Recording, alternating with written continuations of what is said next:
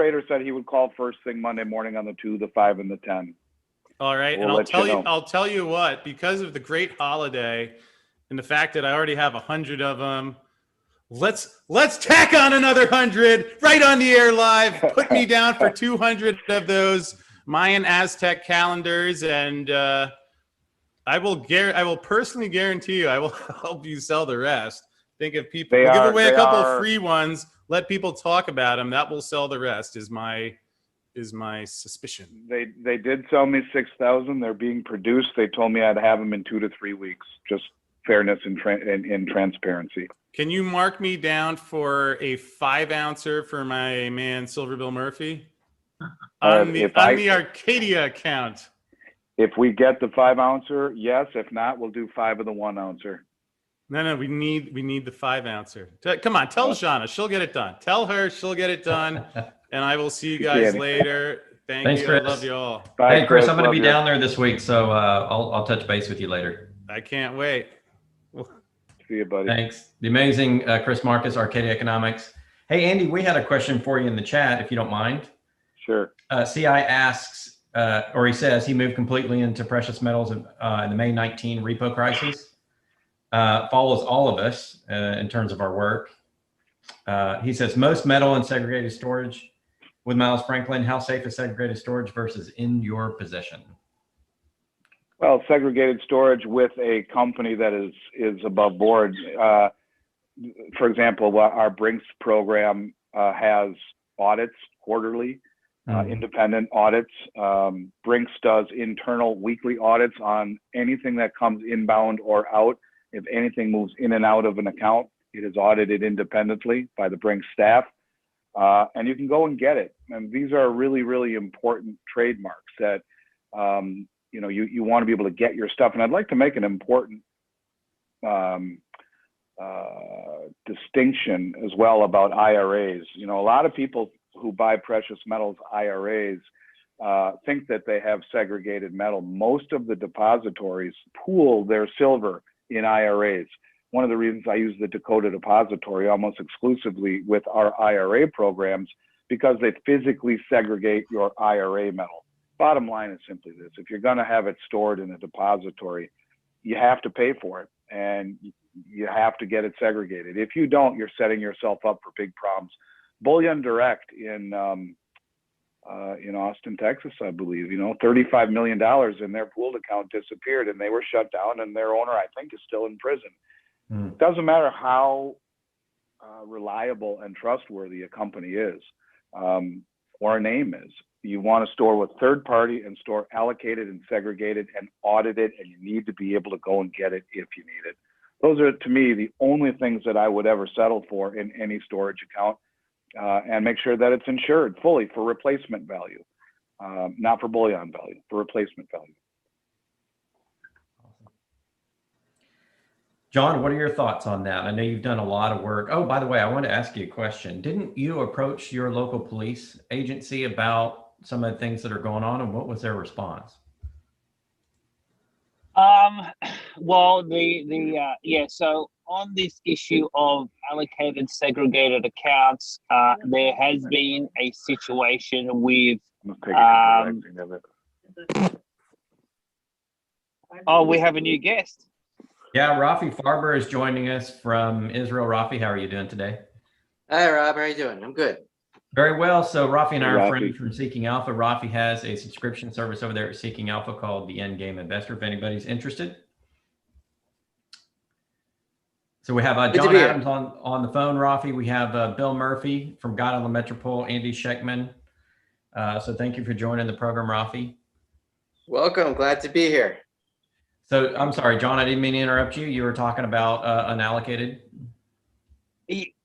Excuse me. Yeah, no, sorry. I was talking about allocated, segregated. There was a woman here in Australia who stood for delivery in March, couldn't get her property back from ABC Bullion, and that is that is an unfolding saga that's going to continue to play out. One of the points I'll make in terms of what Andy was saying. Andy has been talking about the importance of allocated segregated. While that is the safest way to vault your metal, there are definitely problems in that product option. I would say that I strongly suspect there are some players in the international market who are running a fractional reserve allocated segregated program, and their customers don't know about that. So I do think that if these shortages continue, not only will we see exposure of unallocated, full allocated products, we're going to see some interesting stories come out about allocated segregated accounts, and that is obviously going to cause a lot of panic and shock, particularly among retail investors. So I know that Andy talks a lot about the Brinks program, and that's trustworthy. And obviously, I have no information to doubt what Andy's saying, but people need to be very careful about when you are going allocated segregated. There's a whole bunch of questions you should be asking your vaulting provider, and there's a whole bunch of red flags that you can pick up if there is something amiss. And maybe in the next little while, I'll put together a bit of a checklist as to the sort of questions you should be asking if you have allocated segregated, because I do think there is some shenanigans happening with that. And then the other thing is, look, Andy, moving forward, no doubt you've got a bit of a I'm sure you can put together some sort of checklist of questions you can ask relevant counterparties in allocated segregated accounts, and hopefully investors can sort of ensure that they do their due diligence to make sure that if a provider says that they have a client's metal in allocated segregated, that they actually have it. John, let me ask you a quick question. This is Andy. In the case of ABC, is it stored in-house, or is it a third-party provider like Brinks? Well, no. Well, the claim is that it is stored in-house. That's the problem.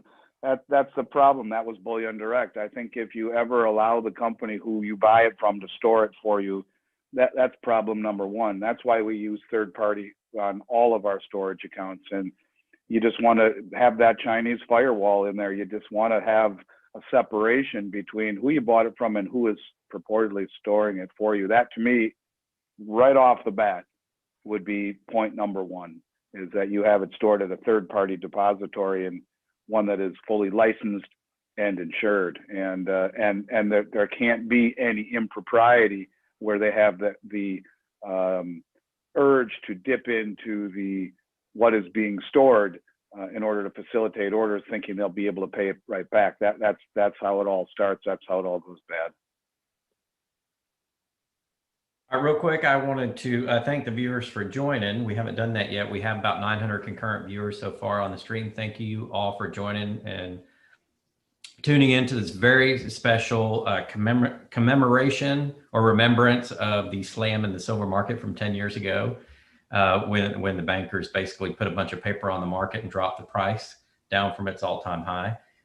Thank you to Stray Dog for making the contribution through the super chat. We appreciate it. He says, you guys are making history. Thank you. I'm stacking it now. You are welcome.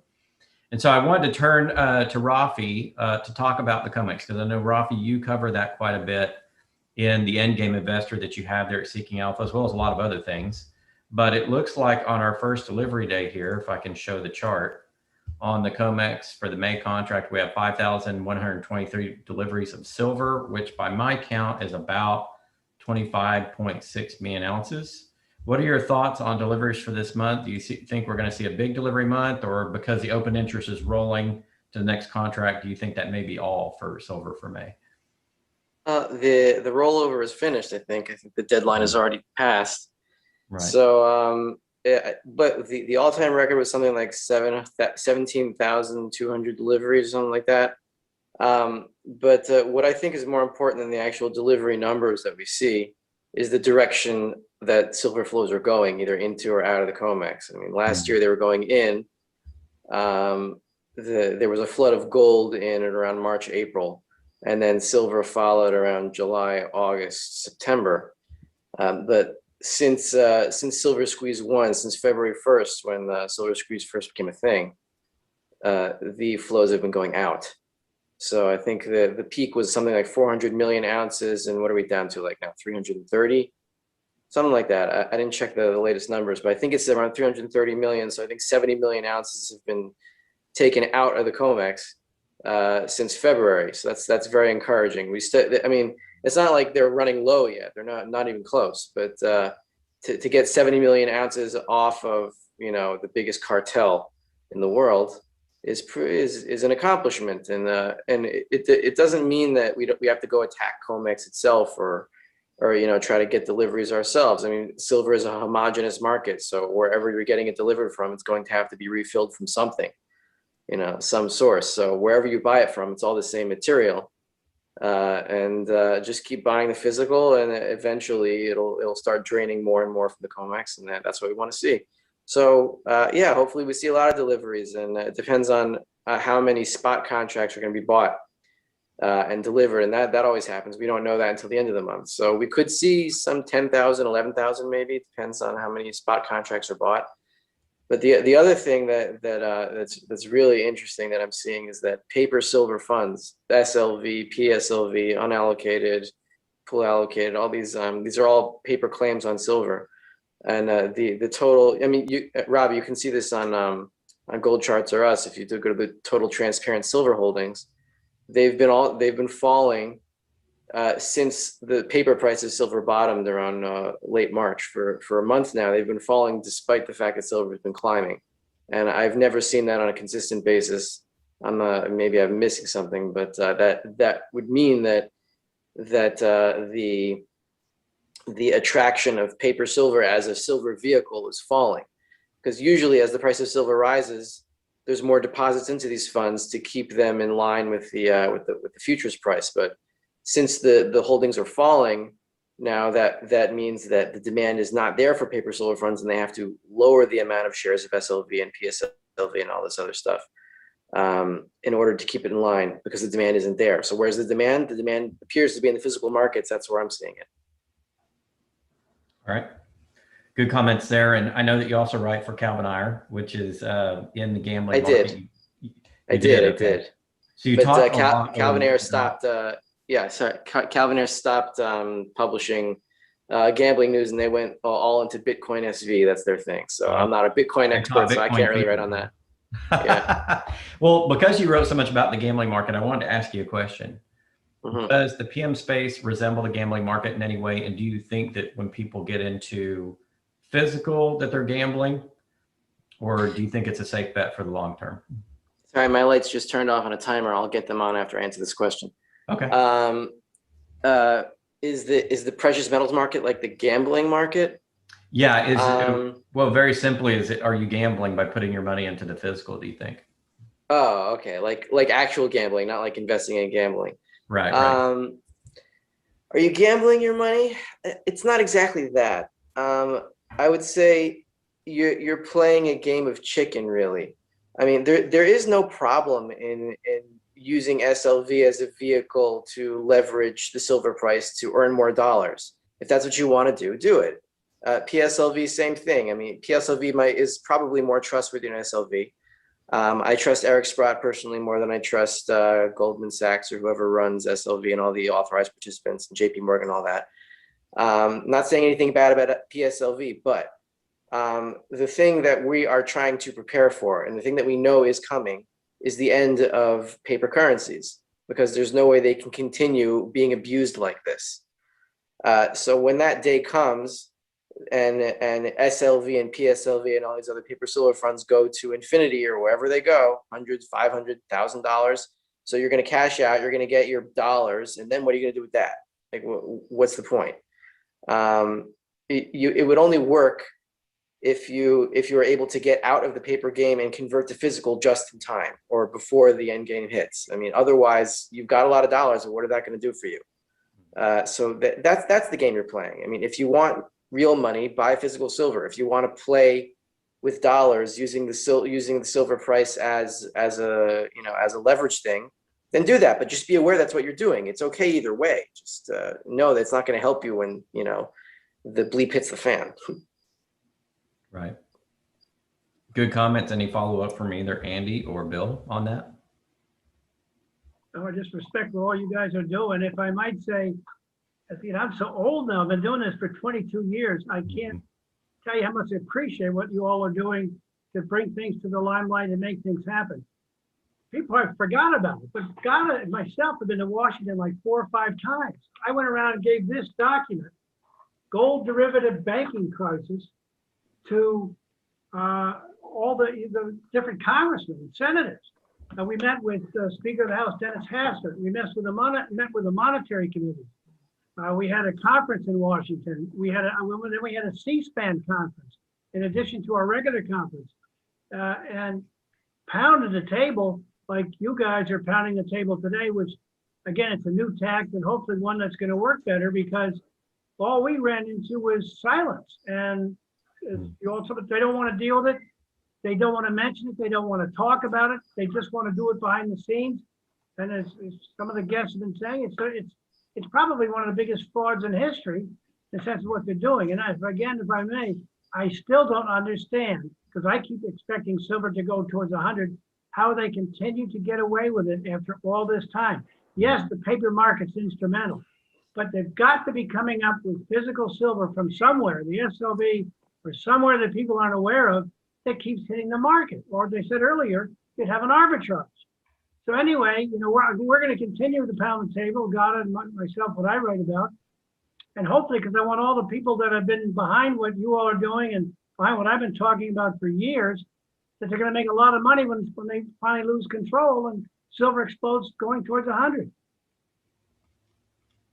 Yeah. Good comments. Go ahead, Andy. I just wanted to just say, echoing what Rafi said, to me, one of the biggest developments of the last year and a half has been the amount of deliveries off of COMEX. Last year, Chris Marcus and I would talk quite a bit about why they weren't leaving the building, and the fact that they're now leaving the building is a big development. 70 million ounces taken out of COMEX is a really big deal, and I think that's indication that the big money is concerned that rehypothecation is real, and getting their metal when they need it.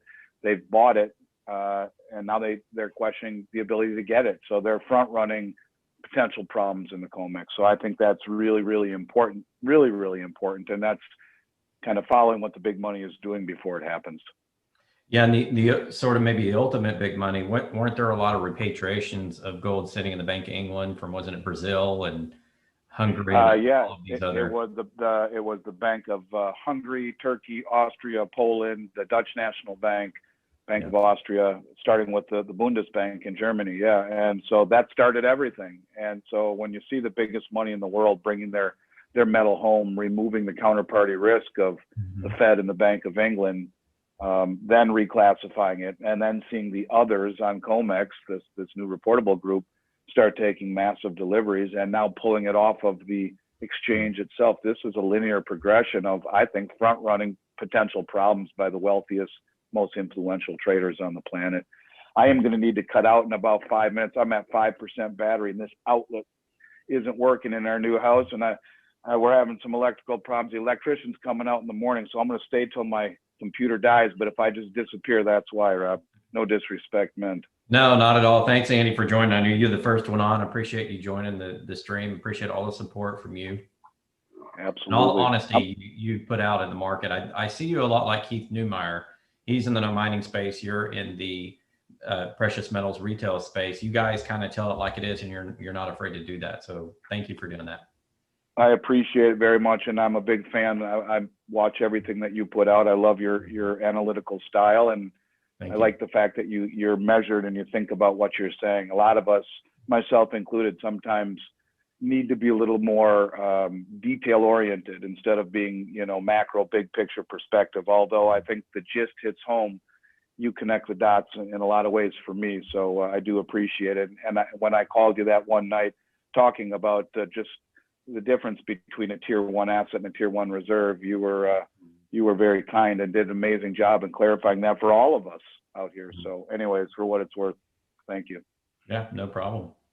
So Rafi, just wanted to turn to you. I'm going to leave this kind of open. What do you want to talk about in terms of the precious metal space? What are you seeing?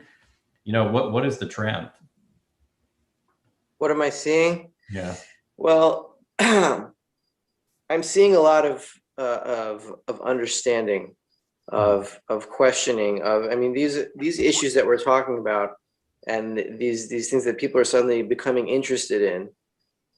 I don't think anything like this has ever happened before, where, you know, just guys off the street like you and me, you know, join up with, like, you know, big CEOs like Andy, and we're talking the same story here, and we're actually connecting with people on a retail level, on all kinds of different levels, and we're making this story public. I mean, we just saw with John. I mean, John Adams is a huge part of this, and shedding light on all these potential scandals. I don't know if anything is a scandal. I'm not accusing anyone of anything, but there are things that are just strange here, and bringing attention to them for the first time on a, not saying that these stories haven't been published before, but now that we're getting the retail crowd interested in the potential problems with the precious metals industry, I don't think has ever been done before on a big scale. So, I mean, it's exciting to be part of this. It's exciting to bring these issues out into the open, because this is really what we're trying to bring out into consciousness, that there is something wrong with money. Mm-hmm. And everybody's known that. People know that. People have known that since the 1970s, even from before. But when you get down to it, you know, all of paper money is really a gold and silver substitute, because otherwise, you know, paper money wouldn't make any sense and wouldn't have any economic meaning to it.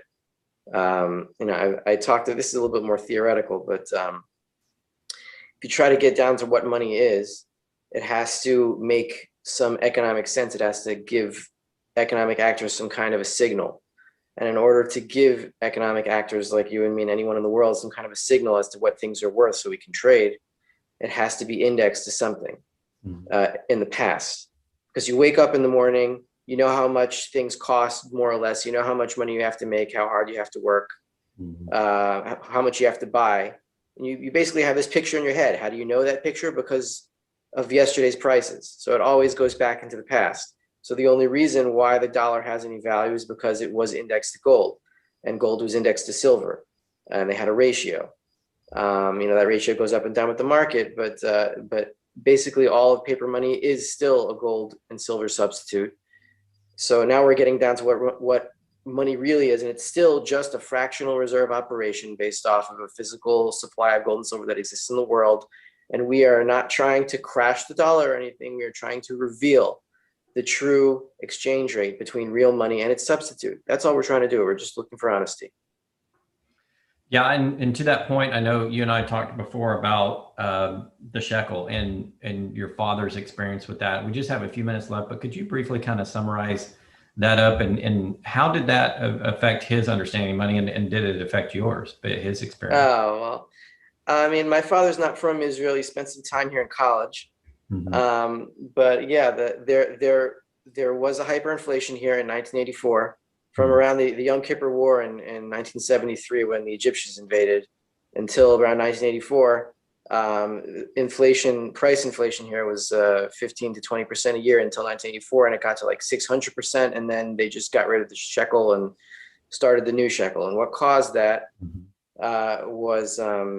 was basically to fund all the to fund the war, the Yom Kippur War, and the war of attrition. That, you know, it didn't end with the Yom Kippur War. There was constant fighting afterwards for years. And then, you know, the invasion of Lebanon in 1983 really got government spending off, you know, out the wazoo. So the Bank of Israel was directly financing the deficit, and then, you know, that caused the currency to crash.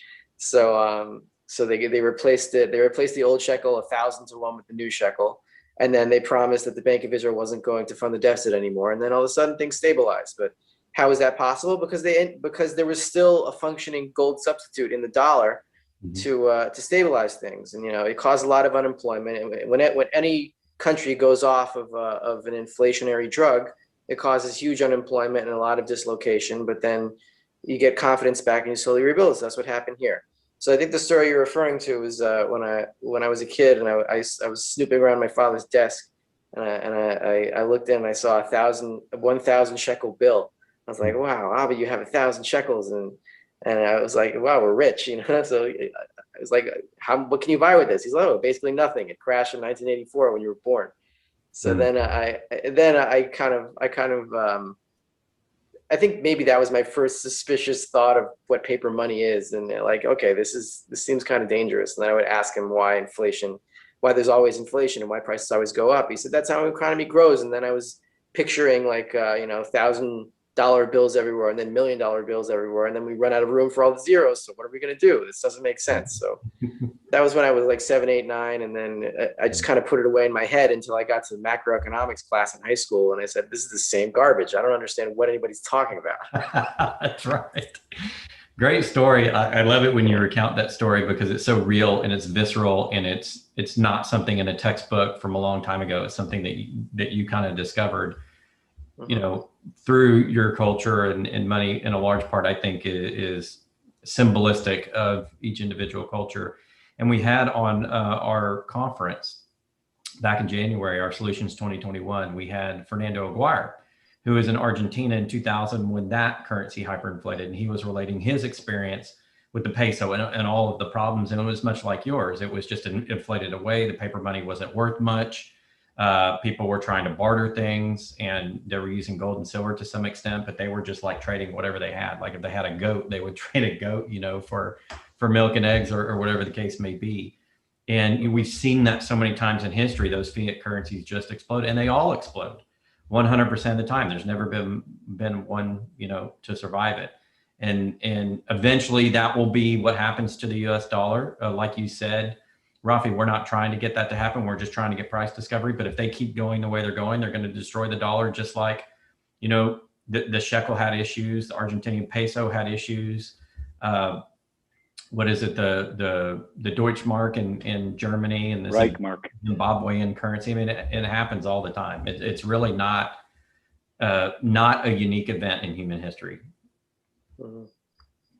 Rafi, before my computer cuts out, I'm at 1%. So when they revalued it, were they saying that 1 shekel was now worth what 1,000 used to be? Yeah, they did it 1,000 to 1. Interesting. Yeah.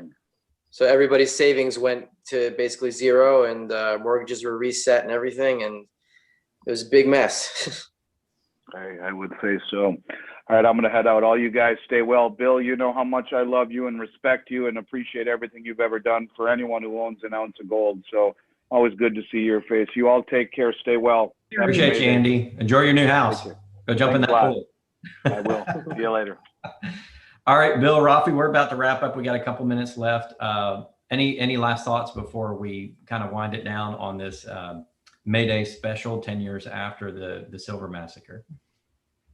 I just can't stress enough, you know, how great it is to see what Rafi and you and all the other guys and Andy are doing as an upgrade to what we tried to get started 20 years ago. And maybe this is something that's going to work because it's so different and times have changed and the little guy can start to make a difference. And I did my share with buying 100 ounces and more than that, a decent amount more. And I just hope that this begins to work because quite frankly, I am so sick and tired of the same drill over and over and over. Landon, here we are talking today, the 2 billion banks mentioned, JP Morgan and Goldman Sachs. That's exactly how Gada got started 22 years ago, talking about, Goldman Sachs and JP Morgan. It's the same people. Anyway, thanks again for all the show. Yeah, Bill, thank you so much for your influence over the years. I was reading Gada back in 2010, 2011, when I first got started writing. You guys were a huge influence on me, so I want you to know that what you've done over the years has affected so many people, and it's that network effect. It's you guys starting that, and then it reaching out to more and more people over time. And I think a lot of what we do now is a result of what you did back then. So you definitely played a huge role in that. Thank you so much. Thank you.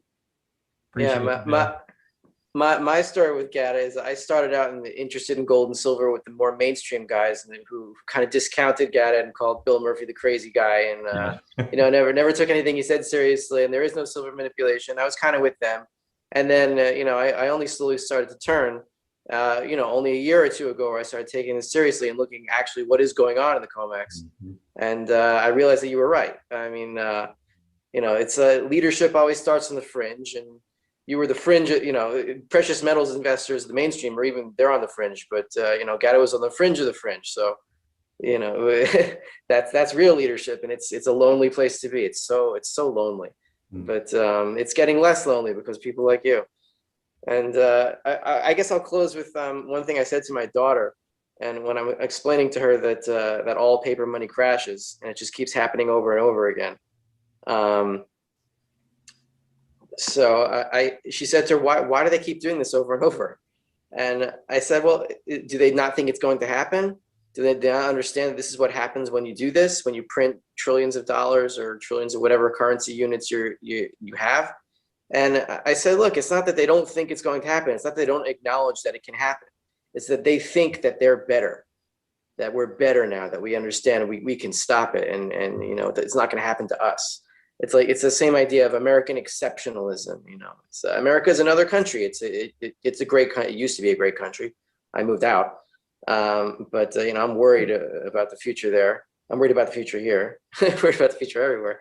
But yeah, it's basically human hubris, that they think that we're better now, and it's not. And we can control the laws of economics, we can break the laws of gravity, and it's not going to happen to us because we're better. But it is going to happen to you, and you're not better. That's the reality, and we have to prepare for that. Yeah, there's nothing else to do. You're right. It happens to the best of us. Rafi, thank you so much for joining. Right now, before we end, I want to give a shout out to all the viewers. I think we peaked at well over 900.